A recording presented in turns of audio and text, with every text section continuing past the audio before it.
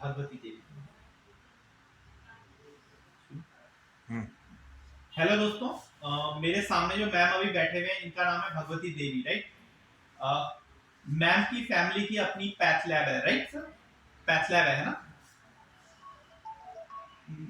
मैंने जब अभी मैम की नाड़ी चेक की तो मैम की रीडिंग आई थी 260 से 270, जो कि सर ने कंफर्म की 260 से 270 ही रहती, राइट। देखिए दोस्तों, 260 से 270 की रीडिंग को हम लोग ऐसा नहीं बोलेंगे कि ये एक बहुत ड्रास्टिक रीडिंग है। ऐसा नहीं कि इससे आपका शुगर कोई मतलब आपके लिए लाइफ थ्रेटनिंग शुगर है, ऐसा नहीं है। नॉर्मली अगर रेटिनोपैथी भी बहुत ज्यादा होती है तो वो भी 300 की रीडिंग पे होती है। मैं सही बोल रहा हूँ सर? 300 एंड अबव, जहां पे हम लोग को टेंशन लेनी शुरू करनी चाहिए, वो भी मैं पीपीएस की बात कर रहा हूँ। आप इसको फास्टिंग में मत समझ लीजिएगा। अब जब पीपीबीएस में रीडिंग 300 रहती है, उससे नीचे आइज वाली कॉम्प्लिकेशन शुरू नहीं होती। मैम की 270 80 है, 60 70 है, तो दैट मींस कि मैम ने अपनी शुगर को मैनेज कर रखा है। बट दोस्तों ये काफी नहीं है, क्योंकि अब जब मैंने मैम की नाड़ी देखी तो मुझे मैम की नाड़ी के अंदर न्यूरोपैथी जिसे हम बोलते हैं, जहां पे नर्व्स जो होती हैं उनकी वीकनिंग शुरू हो जाती है। वैसे तो न्यूरोपैथी में फुल फ्लैश सिम्टम में हाथ पांव में जलन वगैरह शुरू होती है, उतना अभी नहीं दिख रहा मुझे मैम के अंदर। लेकिन मैम की नाड़ियों में मेरे को, नाड़ियों की वजह से मैम की मसल्स में मेरे को ट्विचिंग वगैरह दिख रही है, जो मैम ने बोला मैम है ना मैम? मैं सही बोल रहा हूँ ना? दूसरी चीज, मैंने मैम की इम्यूनिटी कमजोर देखी, जिसका असर उनके गले इस टाइप की सिचुएशंस में रह रहा है, म्यूकस वगैरह एलिमेंट प्रोड्यूस ज्यादा हो रहा है। मैम मैं गलत बोल रहा हूँ? आयुर्वेद में अगर आप जाएंगे तो कहते हैं कि जब भी शुगर होगा तो बंदे की इम्यूनिटी जो है वो थोड़ी सी वीक होगी। तीसरा जो इफेक्ट मैंने मैम का देखा, वो मैंने मैम के हार्ट वाले पार्ट में देखा। मैम के दिल में धड़कन घबराहट काफी जा रही है। मैं नाड़ी से ये भी देख पा रहा हूँ कि मैम का कोलेस्ट्रॉल बिगड़ा हुआ है। मैम मैं सही बोल रहा हूँ?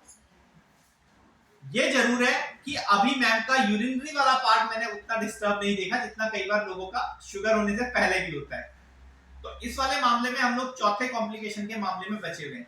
लेकिन दोस्तों, इस वाली चीज को आप एज अ लेसन ले लीजिए कि शुगर की रीडिंग कंट्रोल करना कुछ नहीं होता, बीपी की रीडिंग कंट्रोल करना कुछ नहीं होता। सर मेरे सामने है, सर शायद इस वाली बात से एग्री करेंगे कि सर बहुत रेयर होता है कि किसी आदमी की शुगर कंट्रोल ना हो और वो मर जाए, राइट।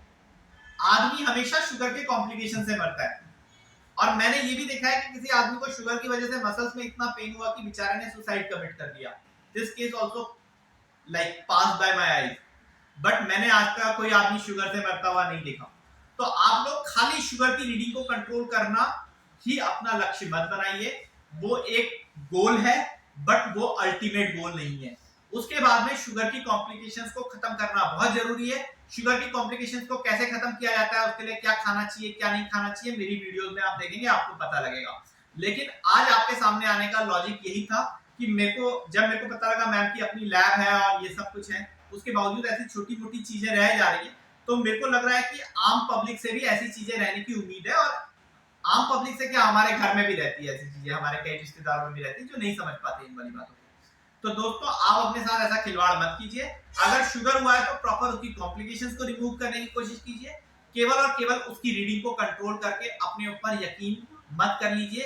अपने ये मत सोच लीजिए कि मैं ठीक रहूंगा रहूंगी, क्योंकि आपकी लाइफ की जो क्वालिटी है वो डिटेरियोरेट हो जाएगी। आप कहीं पे घूमने के लायक के नहीं रहेंगे, आप कहीं पे अच्छी तरह से कुछ खाने पीने के लायक के, तो खैर शुगर होने में वैसे भी नहीं रहते, बट सारी की सारी जो चीजें हैं वो डिस्टर्ब हो जाएंगी और हो सकता है आपको बेड रिडन रखना पड़े।